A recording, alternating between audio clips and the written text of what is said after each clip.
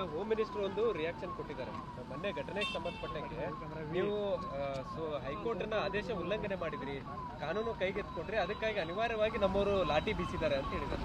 ಖಂಡಿತ ಕಾನೂನು ಕೈಗೆತ್ತಿಕೊಂಡಿಲ್ಲ. ನಾವು ಮುಖ್ಯಮಂತ್ರಿಗಳು ವೇದಿಕೆ ಬರಬೇಕು ಅಂತ ಪ್ರಯತ್ನ ಪಟ್ವಿ, ಕೇಳಿದ್ವಿ, ಮುಖ್ಯಮಂತ್ರಿ ಬರಲಿಲ್ಲ. ಮುಖ್ಯಮಂತ್ರಿ ಇದ್ದಲ್ಲಿ ಹೋಗೋ ಪ್ರಯತ್ನ ಮಾಡಿದ್ವಿ. ಮುಖ್ಯಮಂತ್ರಿ ಇದ್ದಲ್ಲಿ ಹೋಗ್ಬೇಕಪ್ಪ, ವಿಧಾನಸೌಧಕ್ಕೆ ಹೋಗ್ಬೇಕು, ರಸ್ತೆ ದಾಟಿ ಹೋಗ್ಬೇಕು.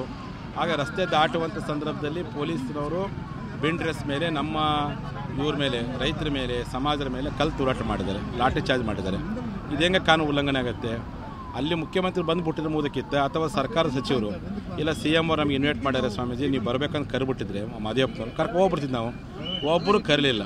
ಈ ರೀತಿಯಾಗಿ ನಮ್ಮ ಮೇಲೆ ಕಾನೂನು ಉಲ್ಲಂಘನೆ ಮಾಡೋಂತ ಹೇಳೋದು ಸರಿಯಲ್ಲ. ನಾವು ಕಾನೂನು ಪ್ರಕಾರ ಇರ್ತಕ್ಕಂಥವ್ರು. ಹಾಗಾಗಿ ನಮ್ಮ ಗೃಹ ಮಂತ್ರಿಗಳು ತಮ್ಮ ಹೇಳಿಕೆಯನ್ನು ಮರುಪರಿಶೀಲನೆ ಮಾಡಿ ಕೊಡಬೇಕು ಅಂತ ಈ ಮೂಲಕ ಹೇಳಿಕೆ ಇಚ್ಛೆಪಡ್ತಾರೆ. ಪೊಲೀಸರ ಲಾಠಿ ಏಟನ್ನು ಗೃಹ ಸಚಿವರೇ ಸಮರ್ಥನೆ ಮಾಡ್ಕೊಳ್ತಾ ಇದ್ದಾರೆ. ಅಂದರೆ ಎಲ್ಲೇ ಒಂದು ಕಡೆ ಪರಮೇಶ್ವರ್ ಅವರು ಲಿಂಗಾಯತರ ಪರವಾಗಿದ್ದು ಅಂತ ತಿಳ್ಕೊಂಡಿದ್ವಿ. ಈ ರೀತಿ ಸಮರ್ಥನೆ ಮಾಡಿದ್ರು ಯಾರು ಅಂತ ಲಿಂಗಾಯತ ವಿರೋಧಿ ಅಂತ ಹಣೆಪಟ್ಟಿ ಕಟ್ಕೊತಾರೆ, ಯಾರೇ ಮಾಡೋಕ್ಕಾಗಲ್ಲ. ಅವರು ಲಿಂಗಾಯತರ ಪರವಾಗಿದ್ದಾರೆ, ಲಿಂಗಾಯತರ ಓಟಿಂದನೇ ಪರಮೇಶ್ವರ್ ಗೆದ್ದಾರಂತ ತಿಳ್ಕೊಂಡಿದ್ವಿ. ಲಿಂಗಾಯತ ಸಿದ್ಧಗಂಗಾ ಮಠದಾಗ ಉಂಡು ಬೆಳೆದಾರಂತ ತಿಳ್ಕೊಂಡಿದ್ವಿ. ನಮ್ಮ ಜನಾಂಗದ ಬಗ್ಗೆ ಪ್ರೀತಿ ತಿಳ್ಕೊಂಡಿದ್ವಿ. ಇದು ಸಮರ್ಥನೆ ಮಾಡ್ತಂದರೆ ಅವ್ರದ್ದು ಇದರ ಕೈವಾಡಿದೆ ಅಂತೇಳಿ ನೇರವಾಗಿ ಹೇಳಿಕೆ ಇಚ್ಛೆಪಡ್ತೀನಿ.